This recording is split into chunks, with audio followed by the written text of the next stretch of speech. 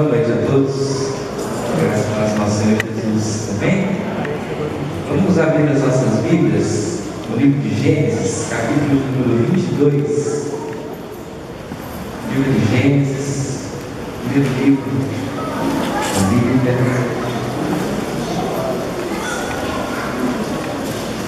Capítulo de número 22.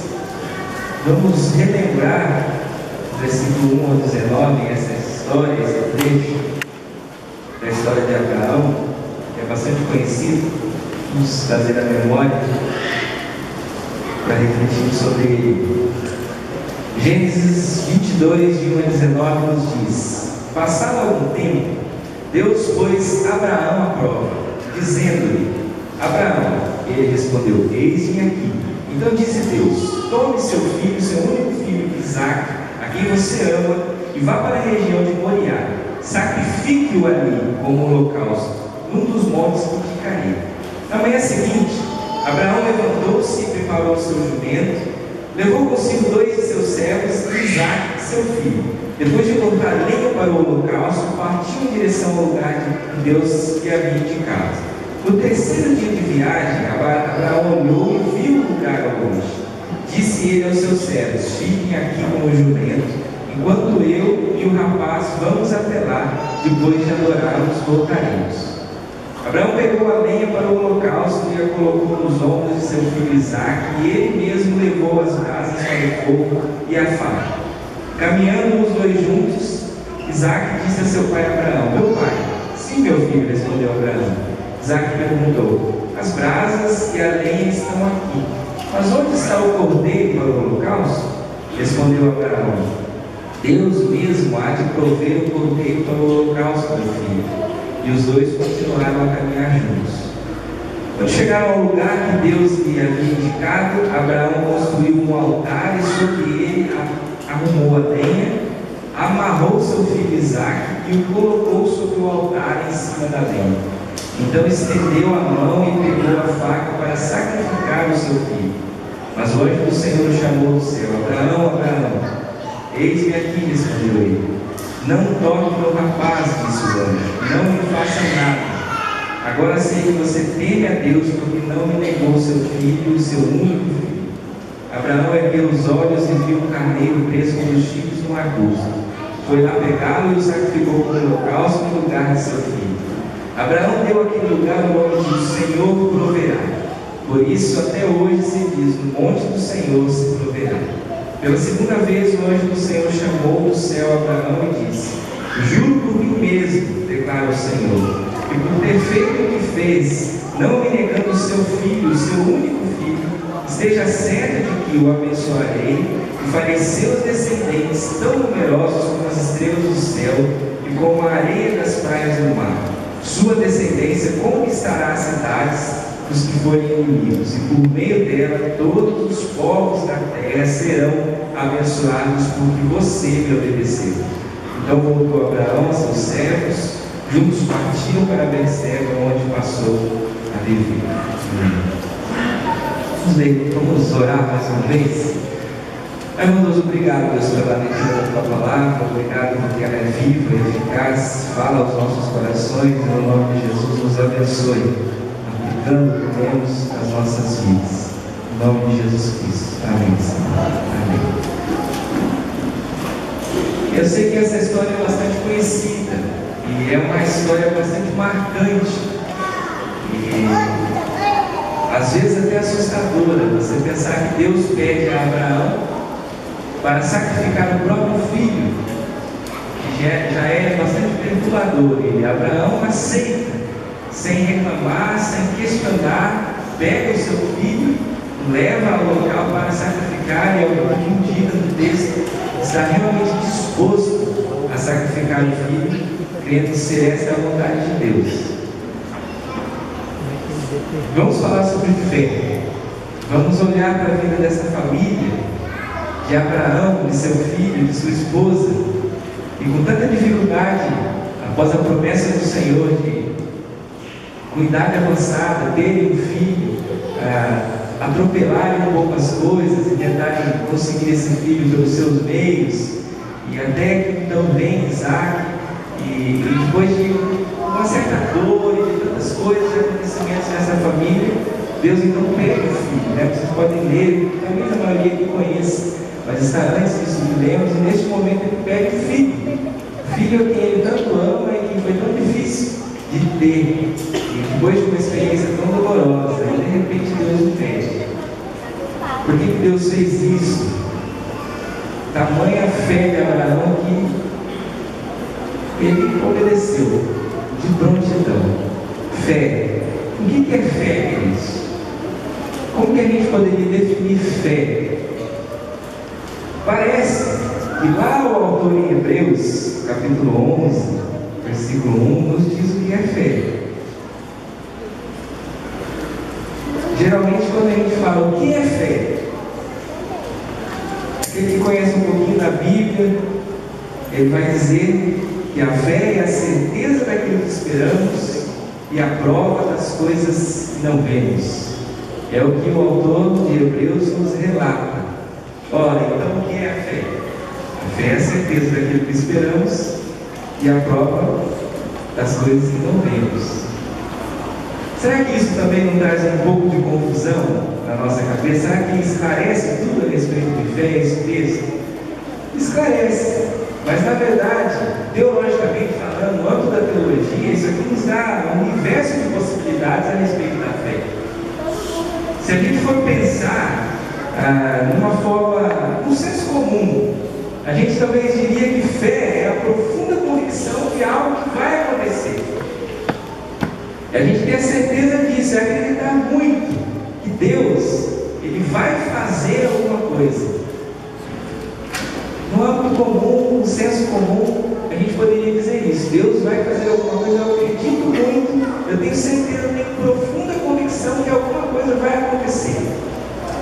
E geralmente, em cima dessa definição e desse entendimento a respeito de fé, nós relacionamos a fé às circunstâncias da nossa vida. Aquilo que nós precisamos é aquilo que nós necessitamos. Então eu tenho certeza que Deus vai fazer aquilo que eu preciso. Eu relaciono a fé, a prática da fé, a minha necessidade, as circunstâncias da minha vida, ao momento de vida que eu vivo, a uma dificuldade específica, a um desafio específico. Nós geralmente lidamos com a fé dessa forma. Existe uma frase popular, que não sei se vocês já ouviram, que diz que a fé é a alavanca que move a mão de Deus. Já ouviram isso? A fé é a alavanca que move a mão de Deus. Eu me preocupo um pouco com essa frase, com esse entendimento relacionado à fé. Com essa questão de relacionarmos a fé às circunstâncias da nossa vida. De dizermos que a fé é essa alavanca que move a mão de Deus. Porque se pensarmos bem, então Deus, Ele está parado, Ele está imóvel. E a fé é a alavanca. Deus, eu preciso da cura, então a minha fé vai fazer a mão de Deus se mover e estender a mão sobre a minha vida para que eu seja curado. A minha família está em crise, Deus está parado. A minha fé então é a alavanca que faz Deus se mover para ajudar a minha família a sair da crise. Será que Deus Ele não se move em todos os momentos? Será que em algum momento Deus está imóvel e Ele precisa realmente da fé para que suas mãos, para que exista movimento, para que Ele venha ao nosso encontro? Tem uma ilustração, uma piadinha, eu não sei se eu já talvez eu tenha contado aqui uma situação. O aleijadinho e o fanhozinho, não sei se vocês já ouviram essa história. Diz que o aleijado e o fanhoso, eles estavam conversando sobre o problema que tinham. Um andava de muletas e o outro com a dificuldade muito grande de falar. Eles viram uma propaganda na televisão falando a respeito de uma igreja na sua cidade e que ali vivia um pastor muito famoso, conhecido, que traía uma grande noite de cura. E eles falaram: nós vamos para lá. Os nossos problemas agora estão resolvidos, porque nós vamos ser curados do nosso problema. E eles se dirigiram àquela igreja. Chegando lá, no momento do culto, o pastor estava à frente, bastante eloquente, e ele pergunta: alguém aqui nessa noite precisa da cura do Senhor? E já levanta, faz o caminho com as muletas e o fanhozinho vão à frente, os dois juntos. E o pastor vai entrevistá-los e pergunta: o que está acontecendo? O que vocês precisam? E o fanhozinho já logo diz: eu tenho essa moto aqui no bem, o meu amigo aqui está aleijado de muleta, e eu pedi para o senhor orar isso aqui. Aí o pastor: não, logicamente, venha para cá e tira uma cortina. Aí puseram eles atrás da cortina e falaram: agora a igreja que vai orar e vocês vão ser curados aí, vocês têm fé? Nós temos fé. Ficaram os dois lá. E aí ele começou a orar e orar, e glória a Deus, aleluia. E aí o pastor disse: aleijado, solte uma de suas muletas. E eu ouço o barulho: pá! Solta o outro muleta. E eu ouço o barulho: pá! Glória a Deus, aleluia. Agora o Ferozinho, diga alguma coisa. Aí o Ferozinho fala assim: o aleijadinho caiu. Esse é o exemplo de fé relacionado às circunstâncias da nossa vida. Buscarmos ao Senhor e acreditarmos que Ele vai fazer algo que nós precisamos. Queridos, é óbvio que é uma história engraçada, é apenas uma ilustração, e eu não quero aqui de forma alguma dizer ou desmerecer aqueles que buscam ao Senhor, porque tem um problema. A oração sincera de alguém que tem uma doença, que vai ao encontro do Senhor, clamando, acreditando, crendo que Deus pode curar, de forma alguma deve ser descartada e ironizada. Não é isso. Não é isso. Aquele que busca o Senhor, procurando que o Senhor restaure a sua família, que busquem o Senhor porque estão vivendo circunstâncias da vida na qual a sua fé pode ajudar. Não estou dizendo isso, mas o conceito de fé. O conceito de fé é unicamente relacionado às nossas necessidades, aquilo que nós precisamos. Qual o tamanho da nossa fé? Qual o tamanho da fé que temos para realizarmos então as coisas que precisamos, para pedirmos ao Senhor e conseguirmos alcançarmos a bênção do Senhor? Qual o tamanho da nossa fé? A Bíblia vai falar que se a gente tiver a fé do tamanho do caminho de mostarda, a gente vai poder mover montanhas. E ao que tudo indica, ninguém consegue mover uma montanha só com fé. Então nossa fé não é nem do tamanho do grãozinho de mostarda, é muito pequenininho. Pedro, quando andou por sobre as águas, naquele momento onde eles estavam no barco, e eles veem Jesus, na verdade eles não reconhecem Jesus, no meio da tempestade, eles veem um vulto, alguém que vem andando. Primeiro eles ficam aterrorizados com aquela situação, e quando eles reconhecem Jesus, Pedro olha para Jesus e fala: se és tu mesmo, então tu manda ir ao seu encontro. E aí Jesus olha: então vem, Pedro. Pedro desce, caminha sobre as águas, caminha um pouco, e quando ele olha para o lado, ele vê o vento, ele afunda. Jesus vai lá, o segura, ele clama pelo socorro, né? Jesus me salva, Jesus segura, e olha para ele e fala assim: homem de pequena fé, homem de pouca fé, por que duvidaste? E às vezes a gente olha para esse texto e fala assim: que coisa, né? Como é que Pedro pode duvidar? Mas como eu queria ter uma fé pequenininha como essa, de ser capaz de sair do barco e caminhar, dar 2 ou 3 passos. Porque na verdade eu acho que o homem de mais fé foi ele. A pequena fé, pouca fé, se formos capazes de ter pouca fé, realmente seremos capazes de mover montanhas. Mas precisamos aprender uma coisa importante: a fé, ela é muito mais do que pedir ao Senhor aquilo que eu preciso. O exercício da fé, ele vai muito além disso. Não é certo dizer que a fé é a alavanca que move a mão de Deus, porque não é. A mão de Deus, ela está sempre em movimento, ela vem sempre ao nosso encontro. Deus está sempre conosco, sempre interessado em ajudar e sempre nos ajudando, às vezes sem nem mesmo pedirmos. Fé para fazer o que eu não quero. Fé para fazer o que eu não quero. Quando eu olho para a história aqui de Abraão, eu percebo esta fé. Alguém aqui acha que Abraão gostaria de sacrificar o seu filho? Alguém aqui acha que, em sã consciência, alguém pegaria o seu filho e levaria para sacrificar? Abraão fez. Ele estava disposto a fazer isso. E por isso, ele é lembrado na galeria dos heróis da fé. Por isso, lá em Hebreus, ele é tido como um homem de grande fé. Porque ele teve fé para realizar, para fazer, para obedecer ao Senhor, mesmo numa circunstância em que ele não queria, em que aparentemente aquilo só traria o pior para a vida dele, ou seja, a vida dele. Ele não era o centro da fé. A vontade dele, o que ele queria, o que ele achava ser certo, o que ele pensava ser melhor para ele, para a sua família, não era o alicerce da sua fé. O alicerce da fé dele era a vontade soberana do Senhor. Como nós temos dificuldade de entendermos e de aceitarmos muitas vezes a boa e perfeita vontade do Senhor para a nossa vida.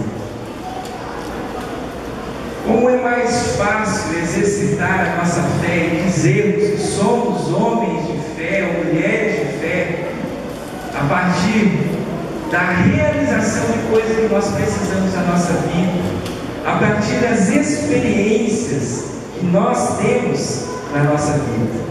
Nós não podemos justificar a nossa fé pelas experiências. A fé vem pelo ouvir a palavra de Deus. Quando estava preparando esse sermão, eu li essa frase que está na Bíblia, que é a vida da minha esposa. E ela que escreveu isso aqui no fundo. E ela nem sabia que eu ia falar a respeito disso. E eu já tinha preparado até o sermão e fui a leitura dela. Ela costuma anotar as coisas na Bíblia. E eu vi isso. Não podemos justificar a nossa fé pelas experiências. A fé vem pelo ouvir a palavra de Deus. E é verdade. Nós temos fé para fazer aquilo que nós não queremos. Nós precisamos dessa fé, queridos. Às vezes não enxergamos a bênção do Senhor, às vezes não experimentamos a vontade do Senhor, porque os nossos olhos estão tapados pela nossa vontade, pelo nosso desejo, pelo que nós achamos que é certo. E Deus tem algo melhor para nós.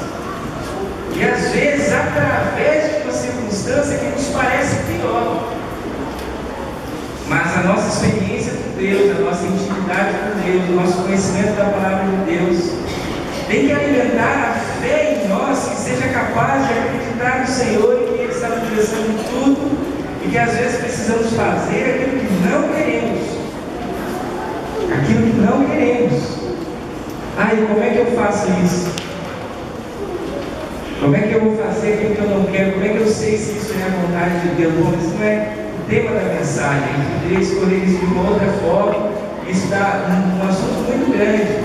Mas os princípios da palavra de Deus, o que é verdadeiro, o que é correto, o que é justo, o que é certo, estão na palavra. E eles precisam estar impregnados na sua vida. E esses princípios e essa palavra de Deus dentro do seu coração é que vai ajudar você. O Espírito Santo do Senhor que lhe dá o discernimento é que vai ajudar você a exercer a sua fé, como a de Abraão, mesmo no momento, numa circunstância da sua vida em que você não queira fazer aquilo, em que você acha que aquilo não vai ser o melhor para você. Tem uma história no Antigo Testamento que é até um pouco cômica, de Balaão e a mula. Não sei se vocês já viram, é um trecho da palavra de Deus onde uma mula fala. Balaão, ele está como um mensageiro indo a um lugar no qual Deus não queria que ele fosse. E ele está em cima da sua mula e ele vai indo contra a vontade do Senhor. E no caminho um anjo aparece na frente dele para impedi-lo de fazer aquilo. E a mula se assusta com o anjo e derruba Balaão da mula. Balaão vai lá e bate na mula e fica bravo com ela. E monta na mula e diz: vamos, eu quero ir. E o anjo aparece de novo e a mula derruba o Balaão, que fica assustado. Balaão vai lá e bate na mula de novo, fica bravo com a mula, fala um monte de coisa pra mula, só mula e tal, não sei o que, aquela coisa toda. Monta na mula e vamos embora. Cai de novo na mula. Aí a mula tem que falar para ele: tá vendo anjo aí? Né? Até a mula está vendo. Mas Balaão não está vendo, porque está cego pelo seu desejo de ir, pela sua convicção do que precisa fazer. Não está enxergando. O anjo do Senhor na frente dele, até a mula está vendo. Será que a gente não faz isso? Será que a gente não vive assim às vezes? Fé para fazer o que eu não quero. Fé para esperar o tempo de Deus. Fé para esperar o tempo de Deus. A palavra de Deus nos diz lá em Eclesiastes capítulo 3 que existe tempo para todas as coisas. Há tempo para tudo. O texto lá vai dizer que há tempo para amar e até tempo para odiar. Há tempo para todas as coisas. Eu creio que Abraão havia aprendido isso. Eu creio que Abraão foi capaz de ter essa atitude de fé, de fazer algo que não queria, porque aprendeu com essa experiência de esperar o tempo de Deus, de ter fé para esperar o tempo certo. Deus havia dito para ele: você vai ter um filho. A sua esposa não podia mais ter filho, ele já era de idade avançada. A esposa não podia ter filho. E ele não soube esperar o tempo de Deus e crer na promessa de Deus. E ele pega uma de suas servas e tem um filho com ela, acreditando que seria dessa forma que Deus daria um filho, porque a sua esposa não podia ter filhos. E isso traz consequências difíceis para a vida dele, até que Deus vem, até que nasce então Isaac. O tempo certo das coisas. Somos ansiosos com o que temos que fazer. E eu me coloco nessa situação. Eu também sou assim às vezes. É difícil esperar o tempo de Deus. É difícil entender que há tempo para todas as coisas. Vivemos o tempo do hoje, do agora, do imediato, o acesso fácil à informação, à internet, né, o WhatsApp. É tudo aqui, ó. Você manda mensagem, já chegou, o cara já sabe o que ele está fazendo. Mas o tempo certo, às vezes não é agora. Às vezes Deus tem algo para amanhã, para depois, para daqui a um tempo. Fé para esperar o tempo de Deus. Queridos, fé para influenciar o mundo. Eu creio que a fé, ela precisa ter essa conotação.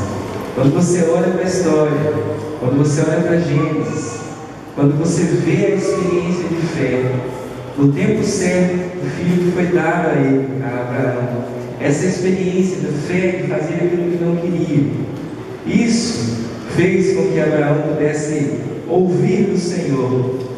Juro por mim mesmo, diz a palavra de Deus, declara o Senhor, que por ter feito o que fez, não me negando o seu filho, o seu único filho, esteja certo de que eu o abençoarei e farei seus descendentes tão numerosos como as estrelas do céu e como as areias da praia do mar.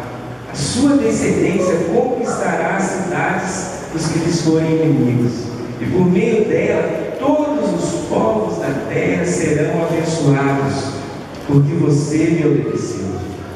Por meio dela, por meio da sua família, da sua descendência, por meio dessa sua atitude de fé, todas as nações da terra serão abençoadas. De alguma forma, meus irmãos, nós precisamos entender e aprender que a fé, ela não pode ser egocêntrica, ela não pode ser marcada, ela não pode ser vivida apenas a partir das nossas experiências, das circunstâncias da nossa vida e das nossas necessidades. A nossa fé é para influenciar o mundo. A nossa fé é para fazer diferença na vida das pessoas. A fé não está apenas pautada no milagre, no sobrenatural, naquilo que Deus pode fazer para mim, no momento onde eu acredito que não exista saída. Eu, quando estava preparando esta mensagem, eu me lembrei de uma situação de fé, de milagre, que eu vivi alguns anos atrás da minha vida. Foi uma experiência muito marcante, mas com um final para mim surpreendente.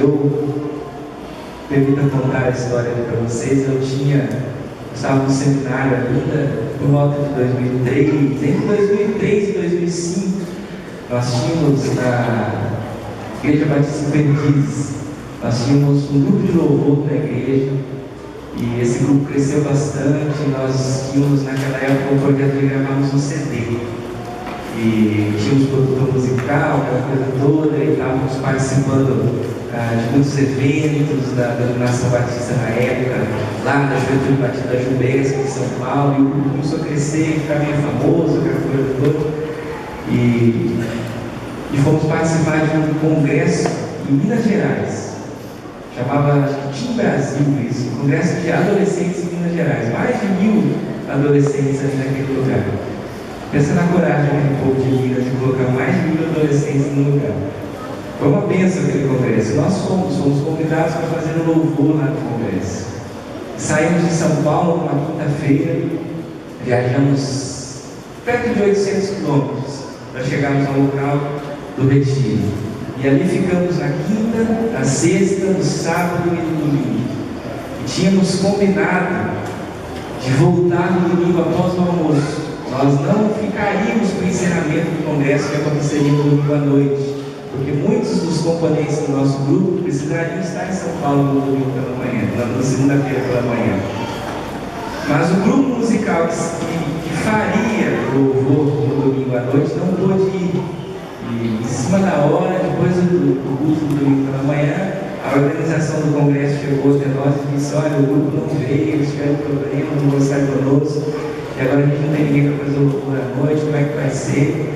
E nós falamos: mas a gente fica, não tínhamos outra alternativa, vamos ficar. E ficamos, fizemos o louvor e participamos do encerramento do congresso. Foi muito longo o culto, muita coisa naquele encerramento, testemunhos, tanta coisa. Eu sei que perto das 11 horas aquele culto acabou.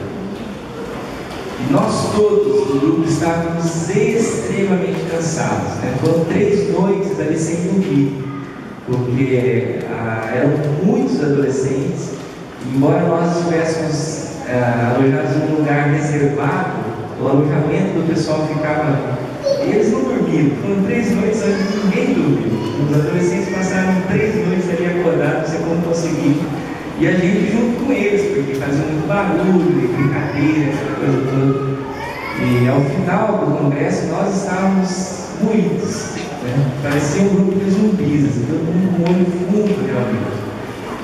E tínhamos que retornar para São Paulo.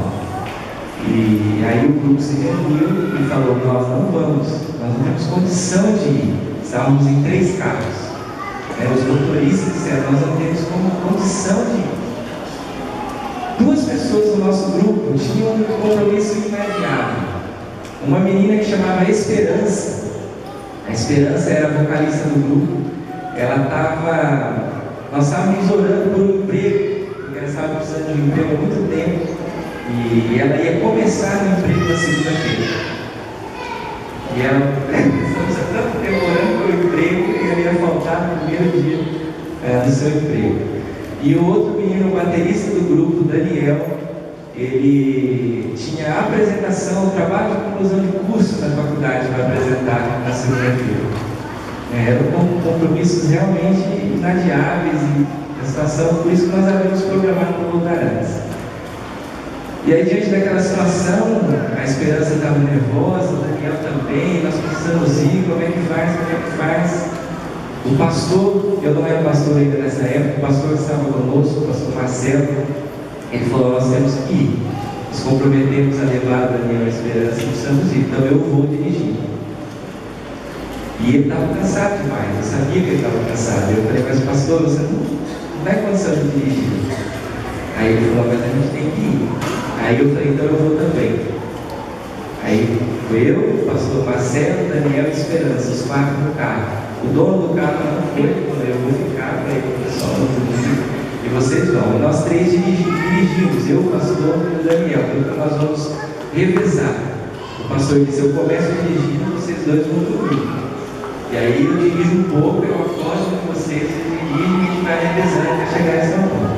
Quando nós saímos do acampamento, o Daniel, o pastor, estava com o olho vermelho demais, eu percebi que ele estava piscando, né? E ele falou: dorme aí. E eu, como é que eu ia dormir? Eu ficava o pastor do lado assim, piscando. Aí eu falava: não vou dormir não, porque você vai dormir também. E ele falou: não vou dormir nada, pode dormir, dorme. Isso, Daniel e a Esperança no banco da gente estava dormindo. Andamos 50, 60 quilômetros apenas. Aí eu já tinha dormido, porque eu falei que ia dormir, mas eu dormi. E aí o pastor dormiu também. E estávamos num trecho de serra. E a imagem que eu tinha antes de dormir era daquelas curvas. E eu acordei com um carro de mato passando na frente do carro, e de repente o carro voou. Era um buraco que foi esse silêncio. Foram segundos de silêncio, realmente parecendo uma eternidade. Deu tempo de passar na cabeça assim: eu estou caindo no precipício daquele, vou morrer, e acabou. E aí de repente o carro se bater e virar para o lado, acabou várias vezes. E aquele desastre todo. Quando o carro parou, o pastor estava com muito sangue no rosto, ele não se machucou muito, mas os carros fizeram vários cortes pequenos nele, ele ficou muito ensanguentado. E Daniel ali para trás estava com um rosto chato, assim, muito feio. E eu não tinha aparentemente se machucado, estava melhor até do carro. Falei para mim, não tinha nada. E parece engraçado, foi trágico, mas literalmente a Esperança saiu pela janela. A Esperança, ela ia sair pela janela. Não tem outro jeito de dizer isso. E o Daniel, apavorado no banco de trás: a Esperança não está no carro, a Esperança não está no carro. E aí, mesmo eles machucados, saíram do carro também, todo mundo desesperado para procurar a Esperança. E ela estava longe do carro, deitada no chão, todo torto, assim, sabe? Uma imagem hoje não sai da cabeça. Torto, assim, o corpo. Ninguém tinha coragem de chegar perto, né? Pensando que ela havia morrido. O carro muito longe da estrada, no lugar, um buraco, nós caímos realmente no buraco e não sabíamos o que fazer. E eu fui para a beira da estrada pedir para ver se alguém parava, um lugar muito esquisito, depois de uma curva, e passavam os carros e ninguém parava. E eu sei que ao longe tinha um riozinho, uma floresta, e atravessava aquela florestazinha, lá atrás tinha umas luzes. Eu falei: eu vou correr lá deve ter alguém. E eu saí correndo, eu devo ter corrido sem parar por uns 40, 50 minutos. Eu não sei como, com essa minha forma física, eu já tinha, né? Então eu estava mais magrinho um pouquinho, mas eu corri uns 40, 50 minutos, sem parar. Consegui um socorro para encontrar a história. Esse homem nos levou até um posto policial, fomos muito mal atendidos. Os policiais olharam para a gente assim: estava fazendo o que aqui? Por que bater no carro? As coisas, umas perguntas assim, sei lá, o policial quer bater no carro, umas coisas esquisitas. E a gente queria saber do socorro, do hospital, e nessa hora a Esperança já estava se movendo no chão. A gente viu que ela não havia morrido, só que tinha que pegar uma ambulância para tirar ela dali. Aí o policial falou: aqui não tem ambulância, não tem nada, não sei o que e tal. E colocaram ela dentro do carro. Aí o cara que eu consegui achar naquela casa, pois era o carro dele. Então eu levo ela para uma cidade próxima aqui, lá consigo uma ambulância e levo para uma outra cidade onde tem um hospital. E a Esperança saiu daquela forma, e eu e o pastor entramos no carro. Nessa hora já vimos que o pastor, com cortes pequenos, mas estava bem.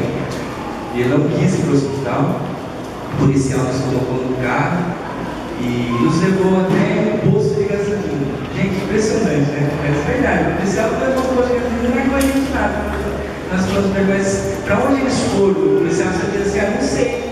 O homem levou ele para uma cidadezinha que chama não sei o quê, e vai levar nem lembra os nomes das cidades. Aí a gente ficou ali naquela só posto de gasolina, sem saber o que fazer, sem saber para onde tinham levado o Daniel e a Esperança, sem saber se eles estavam bem. E aí nesse momento, eram umas 3 horas da manhã, eu liguei para a Efra, ela ainda não era minha esposa, éramos noivos. Eu liguei para ela para contar a respeito do acidente. Eu estava bastante transtornado e não sabia explicar direito o que tinha acontecido. E quando eu falei do acidente, ela também ficou assustada. Falei, liga o pastor da igreja, avisa o pastor, comunique as pessoas e tal. E ela me fazia perguntas: como está o pastor Marcelo, como é que está o Daniel, como é que está o Daniel? Eu não sei quando eles foram, não sei nem muito. E nesse momento meu celular tocou. Naquela época, os mais jovens aí não sabem nem o que é isso, mas era uma época onde havia o sinal digital e o sinal analógico celular. O sinal analógico não tinha identificador de chamada, não tinha nada dessas tecnologias, era só um telefone comum. Consumia a bateria do celular demais, né? A gente não podia usar o celular, tinha que ficar ligando e desligando, porque no lugar que o sinal era analógico, a bateria do celular não durava nada.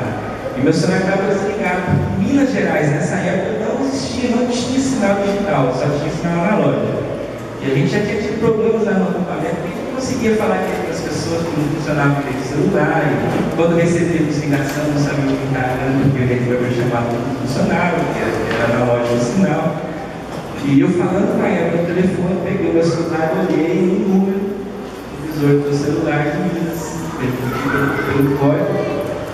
E naquela hora, parei de falar com o carro, anota esse número, anota esse número, meu celular já ficou uma chamada. E aí, o que anota esse número, liga para esse número, porque é alguém, é o Daniel, é a Esperança, alguém do hospital, anota esse número. Ela anotou o número legalmente. A partir desse número, nós conseguimos saber onde ele estava, estava acontecendo, eles providenciaram o carro para nos buscar. E estávamos ainda machucados, nós conseguimos chegar até São Paulo, enfim. Foi um milagre do Senhor. Foi um milagre do Senhor. Não tem como dizer que não foi. Foi uma única chamada em toda a viagem que foi identificada. Foi essa chamada. E quando nós retornamos e lembramos de tudo que tinha acontecido, eu compartilhei com as pessoas ali a respeito dessa identificação de chamada, todo mundo ficou muito feliz, a gente agradeceu a Deus por aquilo e tal. E é engraçado que eu olho para essa história e eu me lembro disso que aconteceu, e eu poderia às vezes contar que a nossa fé, ou a nossa espiritualidade, ou a nossa experiência com Deus, ou nós como um grupo abençoado, que éramos, podemos experimentar esse milagre do Senhor e contar com alegria que Deus fez este milagre. E que eu, seminarista da época, história boa de seminarista contar, né? Orgulhoso, né?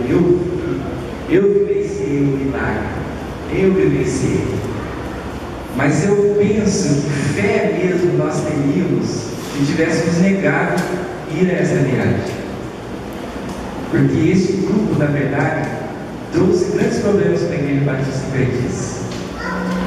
Esse grupo quase trouxe a divisão da igreja. Vivemos um período extremamente complicado por causa desse grupo. A nossa ida nessa viagem, nós saímos da igreja contra tudo e contra todos. Viramos as costas. O menino que era dono do carro que bateu, os pais sabiam que ele não poderia ir, que ele não iria naquela viagem. Ele pegou o carro, nós não sabíamos disso, mas ele pegou o carro, reuniu os pais. O carro era dele, mas ele ainda morava com os pais, fazia faculdade na época. Ele pegou o carro e foi, eu vou. E foi. E aconteceu isso tudo.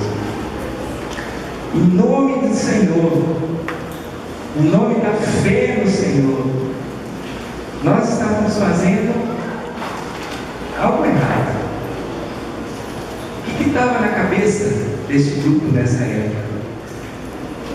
As circunstâncias pessoais, o prazer de participar do grupo conhecido e famoso, série de outras coisas. E tudo isso fazíamos em nome da fé no nosso Deus. E tudo isso realizávamos em nome da fé no nosso Deus. Eu não digo que nós não abençoamos igrejas e lugares por onde passamos, não sei que abençoamos. Nosso Deus, Ele faz assim, dessa forma também. Mas seríamos um grupo de fé, de pessoas que têm intimidade com Deus, que conhecem a Deus, que não olham apenas para as circunstâncias pessoais que esperam o tempo certo de Deus para fazer as coisas e creem que Deus há de realizar o melhor no tempo certo. Se tivéssemos dito não, nós não vamos para essa viagem. A fé não estava na identificação da chamada. Não é um milagre, nem sempre a fé está baseada nas nossas experiências. Pode até ser milagroso, ou pode não ser. Queridos, fé para fazer o que não quero, fé para esperar o tempo de Deus, fé para influenciar o mundo. Lá no texto de Hebreus, para a gente terminar, que nós lemos Hebreus 11, ora a fé é a certeza daquilo que esperamos e a prova das coisas que não vemos. Se nós continuarmos a ler, nós vamos ver assim: pois foi por meio dela, dessa fé, que os antigos receberam o bom testemunho. E o texto continua dizendo que pela fé entendemos que o universo foi formado pela palavra de Deus, de modo que aquilo que se vê não foi feito do que é visível. E pela fé, Abel ofereceu a Deus um sacrifício superior ao de Caim. Pela fé, ele foi reconhecido como justo quando Deus aprovou as suas ofertas. Embora esteja morto, por meio da fé ainda fala. Pela fé, Enoque foi arrebatado de modo que não experimentou a morte. Já não foi encontrado porque Deus o havia arrebatado. Pois antes de ser arrebatado, recebeu o testemunho de que tinha agradado a Deus. Sem fé, é impossível agradar a Deus, pois quem dele se aproxima precisa crer que ele existe e que recompensa aqueles que buscam. Pela fé, Noé, quando avisado a respeito de coisas que ainda não se viam, movido por santo temor, construiu uma arca para salvar sua família. Por meio da fé, ele condenou o mundo e tornou-se herdeiro da justiça, que é segundo a fé. 3 pessoas, 3 exemplos de fé: Abel, Enoque e Noé. Existe uma mensagem, pastor Henrique Witz, se vocês quiserem ver no YouTube, você vai encontrar. Sem fé é impossível agradar a Deus.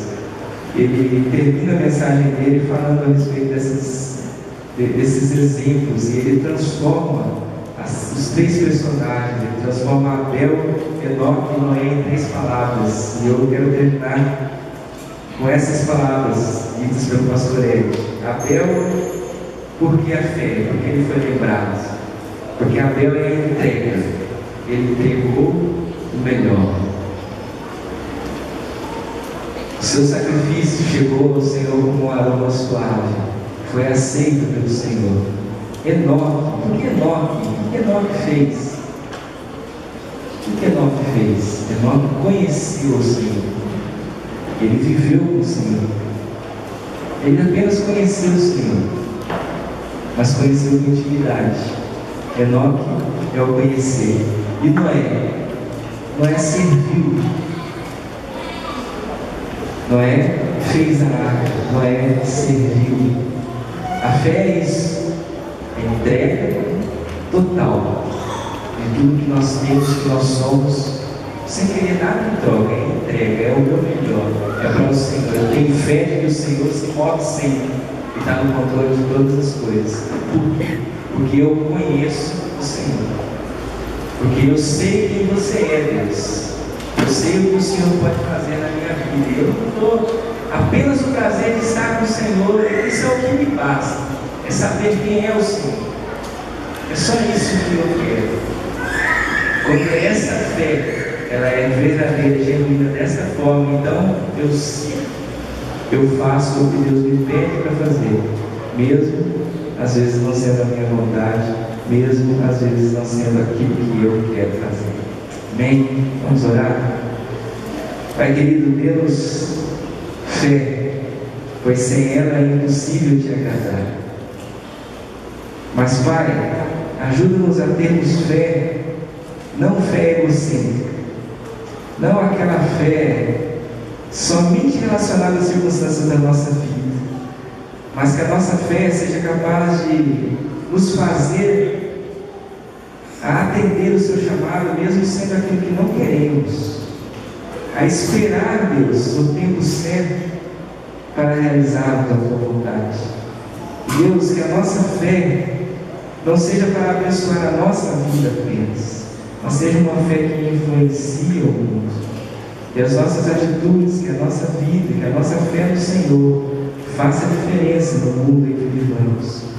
Deus, ensina-nos a nos entregar totalmente, a conhecer totalmente e a servir totalmente ao Senhor.